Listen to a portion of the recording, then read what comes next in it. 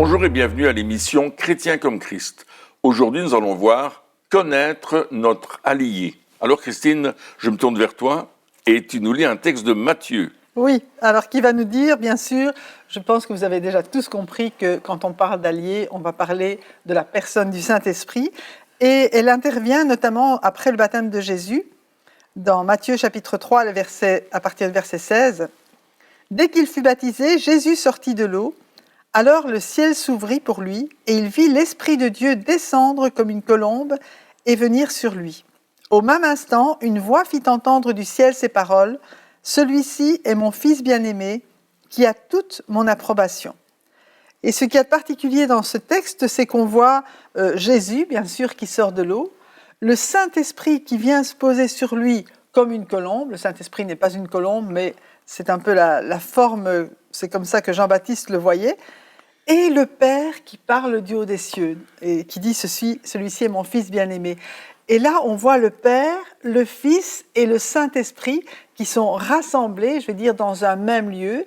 Mais en même temps, ça nous montre que c'est, tout en étant un seul Dieu, c'est quand même trois personnes, trois personnalités différentes. C'est là qu'on parle de la Trinité, justement. De la Trinité, voilà. Ouais, c'est ça. Et donc, le Père, Fils, Saint-Esprit. Et c'est intéressant de voir le Saint-Esprit, justement, comme une personne. Le titre de cette émission, c'est notre allié, parce que justement, il est avec nous. Hein, Jésus a dit d'ailleurs que Jésus a dit qu'il était notre ami, hein, que Jésus est notre ami, et qu'il veut que le Saint-Esprit soit aussi notre ami. C'est-à-dire qu'il y a vraiment une intimité qui doit se construire avec cette personne du Saint-Esprit. Et c'est intéressant de dire aussi, il est descendu comme une colombe, mais c'est pas une colombe. C'est pas une colombe, non. Alors, comment est-ce qu'on peut le voir, d'ailleurs, si c'est pas une colombe Il y a plusieurs symboles utilisés dans la Bible pour représenter le Saint-Esprit. On en a déjà parlé. On parle de la colombe, on parle du feu, on parle de l'eau, on parle du vent. Donc il y a beaucoup. Il y a beaucoup de symboles qui définissent le Saint-Esprit, parce que le Saint-Esprit, c'est cette personne de Dieu qui vient en nous et qui est avec nous. C'est celui qui nous accompagne en chemin, c'est celui qui va être à côté de nous tout le temps. Où que nous soyons dans le monde entier, il est là. Jésus était seulement à Jérusalem et dans le pays d'Israël, mais quand il est parti, il a dit, il est avantageux que je m'en aille parce que je vais vous envoyer un autre consolateur qui sera toujours avec vous. Et là, le Saint-Esprit n'est plus limité au territoire d'Israël, il est dans le monde entier et dans la vie de tous ceux qui ont reçu Jésus comme leur sauveur et Seigneur. Et le Saint-Esprit est celui maintenant qui va nous accompagner pour que nous puissions accomplir les œuvres de Jésus ici sur cette terre. Et bien sûr que nous puissions, dans le cas d'une confrontation avec les ténèbres, résister au diable afin qu'il fuit loin de nous. Et c'est vrai, et le Saint-Esprit est avec nous, comme il était déjà avec Jésus. Absolument. Et je pense que c'est pour ça que ce passage est important, parce qu'on voit que Jésus, avant même de commencer son ministère, il est revêtu du Saint-Esprit. Oui. C'est-à-dire que le Saint-Esprit descend sur lui. Et tout ça pour dire que Jésus avait lui-même besoin, il avait lui-même l'assistance du Saint-Esprit. Oui. Et donc, nous sommes appelés à être des chrétiens comme Christ, hein, c'est le titre de cette émission, c'est ça notre thème principal. Et donc, si nous voulons être comme Christ, nous devons avoir les mêmes armes que lui avait et avoir les mêmes manières, la même philosophie, les mêmes actions, etc. Il est notre exemple. Il est notre exemple. Et donc, si lui avait mis quand même l'emphase sur le Saint-Esprit, je pense que nous, on doit faire la même chose. Se dire, je peux rien faire si le Saint-Esprit n'est pas là dans ma vie. Exactement. Et la particularité de Jésus, c'est que toute la plénitude du Saint-Esprit habitait en lui. Et il a, comme tu disais, hein, il a dit, il est avantageux que je m'en aille, mais je vais vous l'envoyer. Et c'est le même Saint-Esprit qui était avec Jésus, le même Saint-Esprit qui a accompli ces miracles à travers Jésus, le même Saint-Esprit qui a ressuscité Jésus d'entre les morts, c'est ce même Saint-Esprit qui vient faire sa demeure en nous, qui vient habiter en nous et qui est éternellement avec nous. Et c'est là qu'on voit le côté puissance, quelque part. Parce qu'on disait, le Saint-Esprit n'est pas une colombe, ce n'est pas un feu, c'est pas... Mais quelque part, ça définit aussi sa personnalité. Oui. C'est-à-dire que ces choses-là, bien sûr, il n'est pas une colombe, mais on voit qu'il y a une partie, une facette, si on veut, du Saint-Esprit qui ressemble à la colombe. Hein. Oui. La colombe, on sait, c'est un animal très propre. Pourquoi? Le Saint-Esprit, là, il est saint, l'esprit de sainteté qui est là. La colombe, c'est un animal qui annonce la paix quelque part. C'est le signe de la paix. Donc, il vient, il amène sa paix dans notre cœur. Et le feu, mais c'est quelque chose qui brûle. On voit que le feu de Dieu brûle en nous, qu'il y a une passion qui brûle, etc. Comme un vent, ben, il est dit que ceux qui veulent suivre Dieu, c'est un petit peu comme le vent. On ne sait pas d'où il vient, hein, ni où il va. Ainsi, en sont ceux qui veulent servir Dieu quelque part. Ça veut dire que lorsqu'on laisse le Saint-Esprit régner dans notre vie, eh bien, on ne sait pas toujours où ça va nous emmener. C'est vrai. C'est normal de ne pas savoir. Et il y a toutes ces choses qui sont là. Et on peut se dire, ah mais c'est vrai. Et comme de l'eau, il renouvelle, il y a une fraîcheur qui est là, hein, qui rafraîchit nos vies à chaque fois. Donc le Saint-Esprit, c'est une personne, et puis il y a plein de facettes, il y a toutes ces qualités, et puis on peut découvrir ça en nous parce que ça va refléter sur notre vie. Et je pense que c'est ça aussi le but, c'est de dire, je vais pas juste, comme on le disait avec le nom de Jésus qu'on utilisait comme un petit peu comme une formule, eh bien des fois le Saint-Esprit, on l'utilise un peu comme une formule en disant Saint-Esprit de Dieu, viens, machin, etc. Mais est-ce que vraiment on est conscient qu'il est là déjà, et est-ce qu'on est conscient de ce que ça fait quand il est là? Oui. Et peut-être ce qui est intéressant à relever, on peut tous parler en même temps, mais c'est que Jésus, après son baptême, va être conduit par le Saint-Esprit dans le désert. C'est le Saint-Esprit qui va le conduire.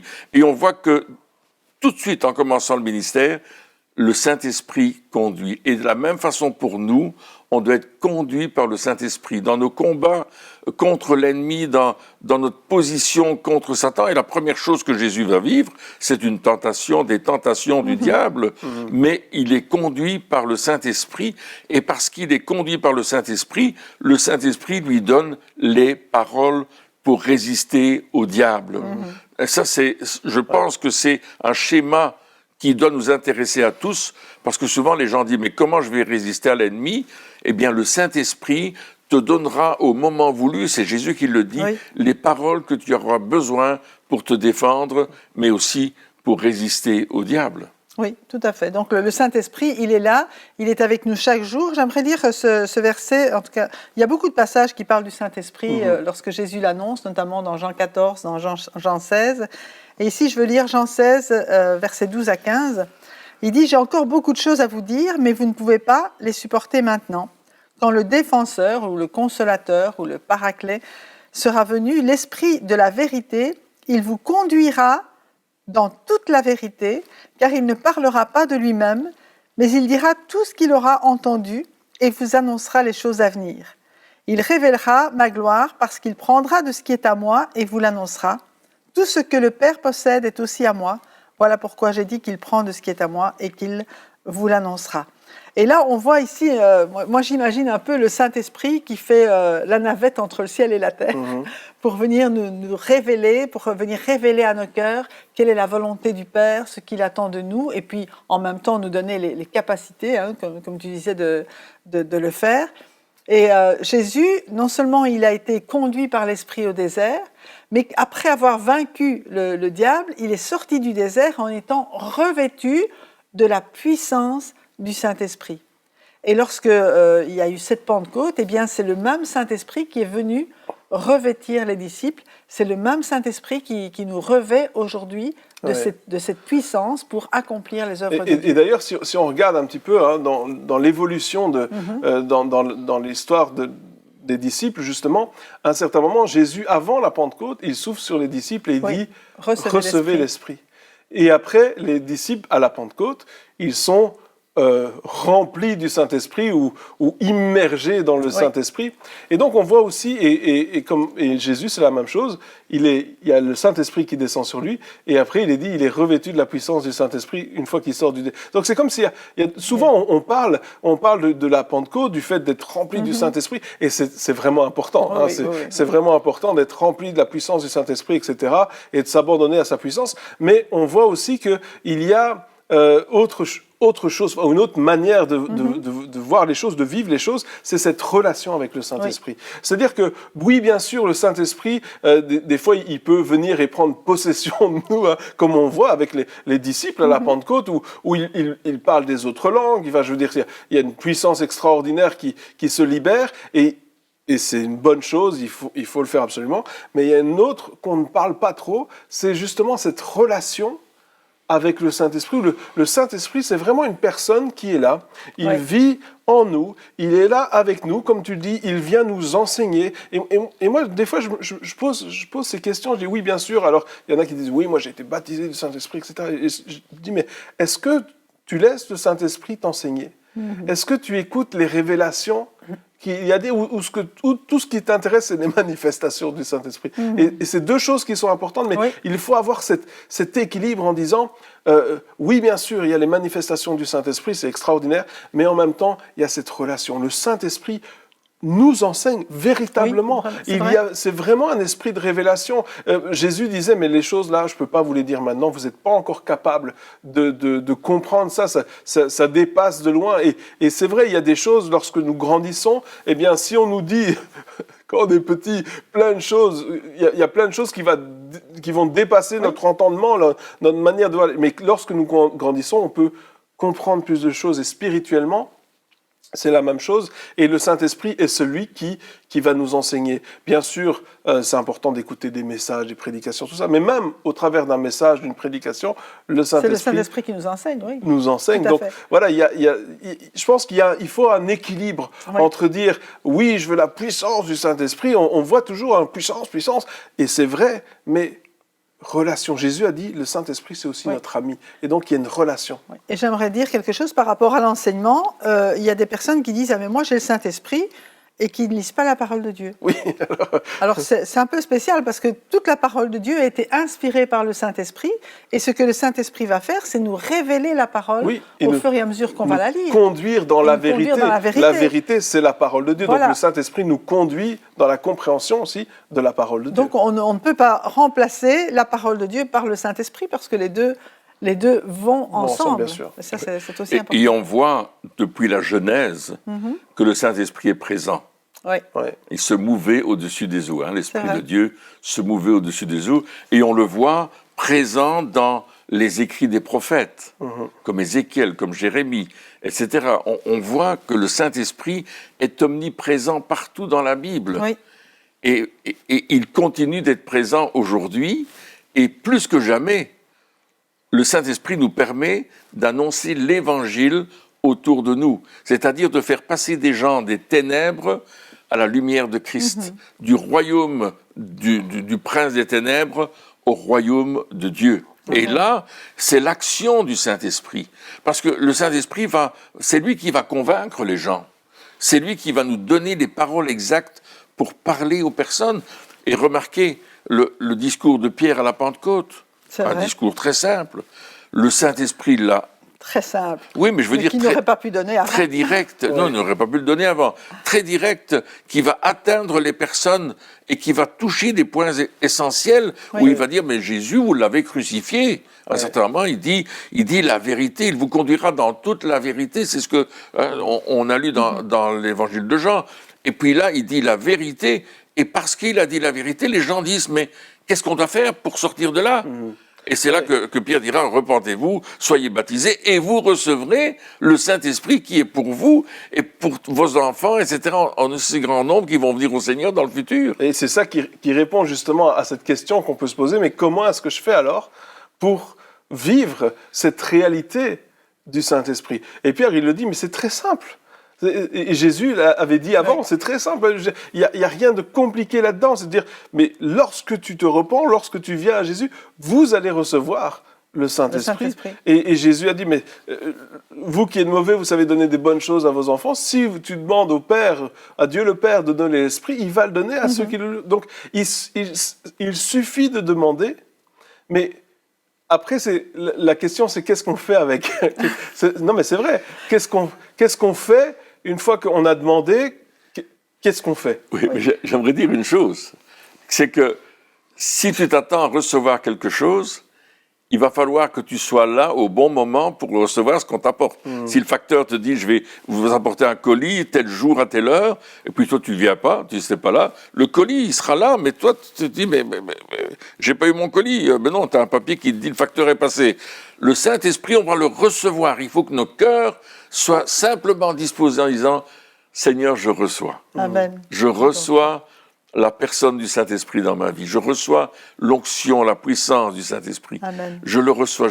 J'ouvre mon cœur à cette grâce que tu m'accordes.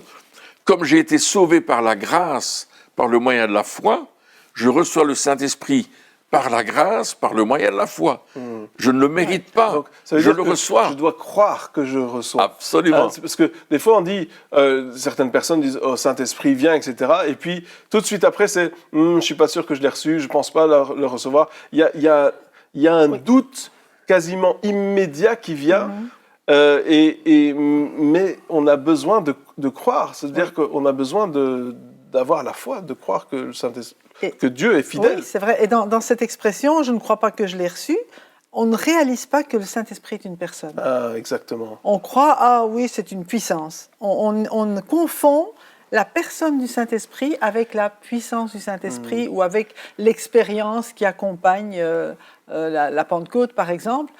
Et ça, c'est pas juste. Je pense que déjà, quand on est de nouveau, on est déjà d'esprit. Ouais. Donc le Saint-Esprit, quelque part, d'abord, il agit dans notre cœur avant la nouvelle naissance pour qu'on puisse être convaincu de péché, pour qu'on puisse recevoir le Seigneur. C'est déjà l'œuvre du Saint-Esprit en nous. Donc ça veut dire qu'on est touché par le Saint-Esprit sans même s'en rendre compte quelque part. Ou plutôt, pas sans s'en rendre compte, mais sans savoir que c'est lui qui le fait. Sans savoir que c'est lui, tout à fait. Et quand on est de nouveau, on est d'esprit, on est d'eau et d'esprit. Donc là, déjà, le Saint-Esprit, là aussi, vient dans notre vie, il nous fait vivre, il nous fait naître à nouveau. Et quand on parle de la Pentecôte, là, c'est vraiment un revêtement de puissance pour être témoin. Comme être baptisé, immergé dedans, pour pouvoir manifester les œuvres de Jésus. En fait, tu disais, qu'est-ce qu'on fait avec ? Si Dieu nous remplit du Saint-Esprit, c'est pour qu'on soit des témoins. C'est pour qu'on soit justement capable de manifester à la fois son caractère et ses œuvres. Et ça, il n'y a que le Saint-Esprit en nous, comme il était en Jésus, qui peut accomplir cela, qui peut faire voir Jésus au travers de nous. Donc si c'est une personne, hein, et c'est une personne, mais c'est vrai que des fois on a besoin de remettre les pendules à l'heure, hein, justement. Donc si c'est une personne, je vais traiter cela, donc le Saint-Esprit, comment je vais faire ? Je vais traiter ça comme une relation. Oui, et donc, au lieu de dire comme... Parce que des fois, si c'est une puissance, on va plutôt la cultiver. J'essaie de mettre des mots. Hein. On va la cultiver, on va l'arroser, on va cultiver la puissance. Mais si je réalise que c'est une personne, il faut que je traite cela comme que je traite cette personne-là, ou le fait comme une relation. C'est-à-dire que je vais apprendre à le connaître. Oui. Je vais lui demander de se révéler à moi. Je vais lui dire que je veux être plus proche de lui. Enfin, toutes ces choses-là. Et ça va faire que je vais développer une relation avec le Saint-Esprit qui va manifester sa puissance au travers de moi.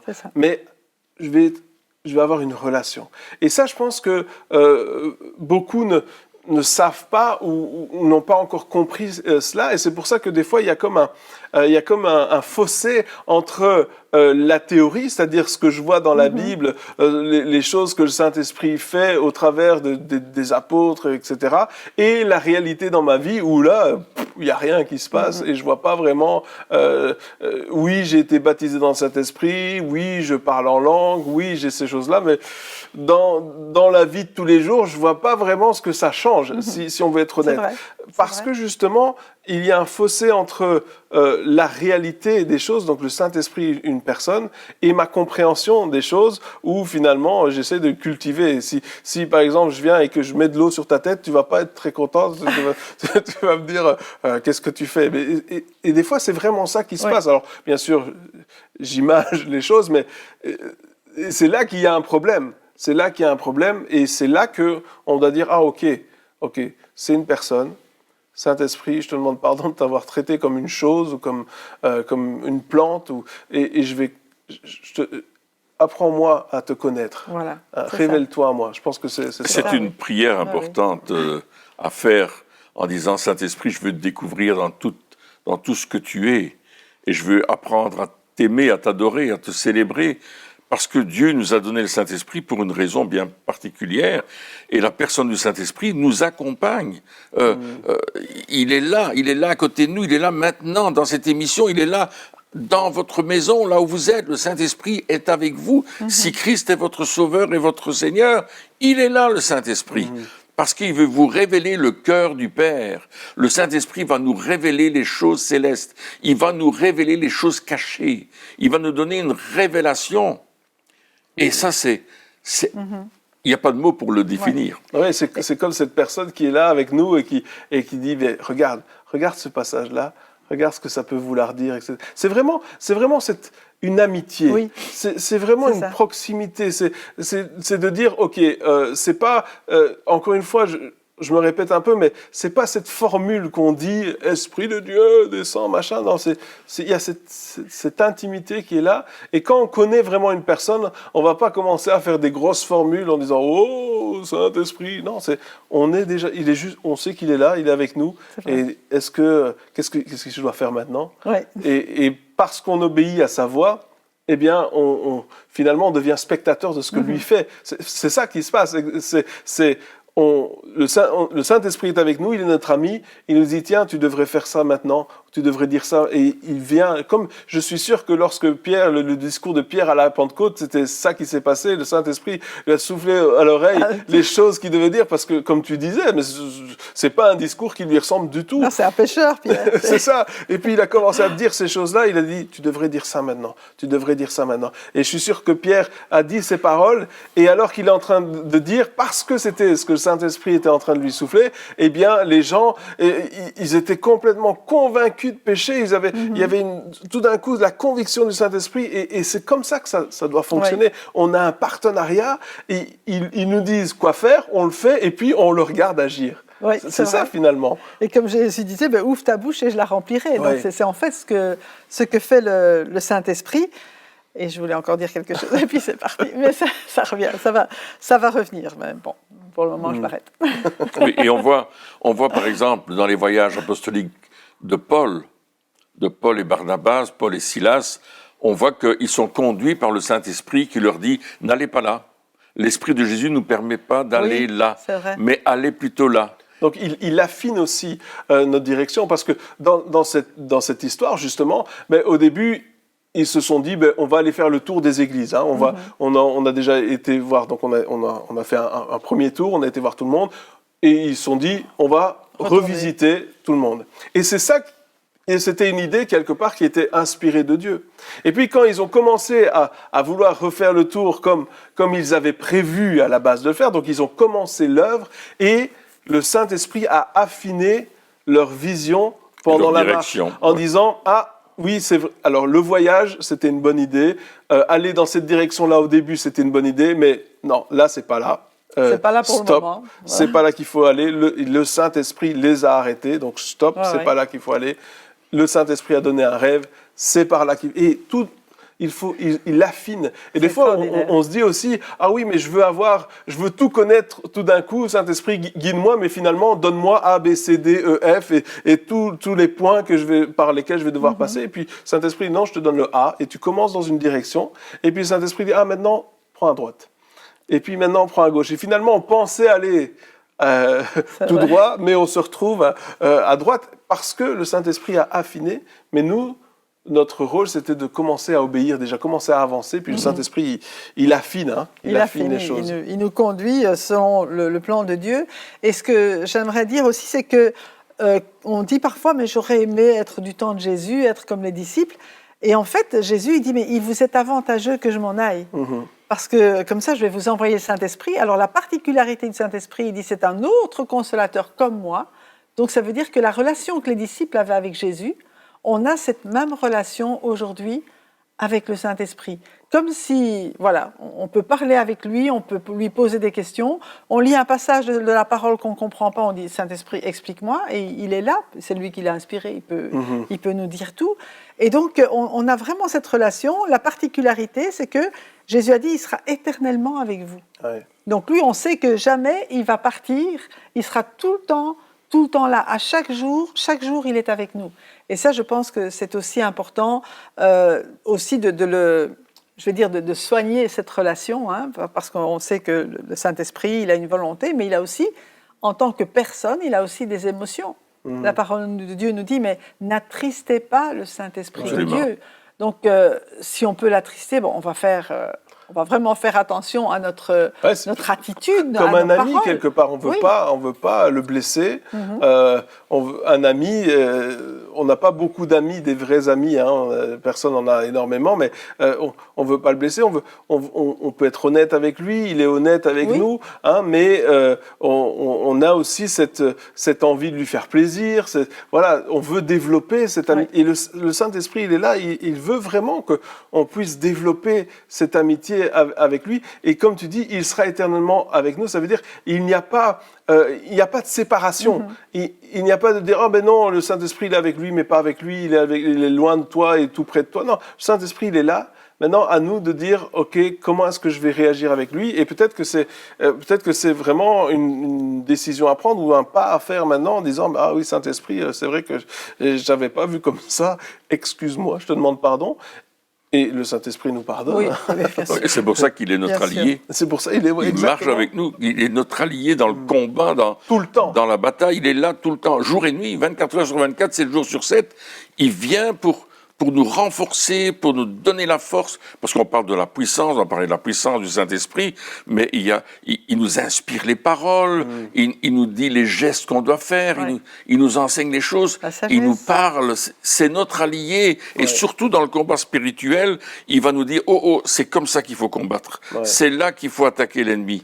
Et merci Seigneur d'avoir un allié pareil qui est un stratège extraordinaire. Et lorsque nous sommes conscients de cela, eh bien, on n'essaye plus de tout faire par soi-même. Oui, c'est vrai. On n'essaye plus de trouver les réponses à toutes les questions, mais on prend un temps d'écoute. Et je pense que le fait de savoir que le Saint-Esprit est avec nous, ça nous permet aussi de devenir attentifs au Saint-Esprit. Et on veut encourager nos auditeurs à être attentifs au Saint-Esprit, à développer vraiment cette relation avec lui, parce qu'il est notre allié et il veut être notre ami. Amen. Eh bien, chers amis, merci de nous avoir suivis pour cette émission. Et on se retrouve très bientôt pour la suite. Au revoir.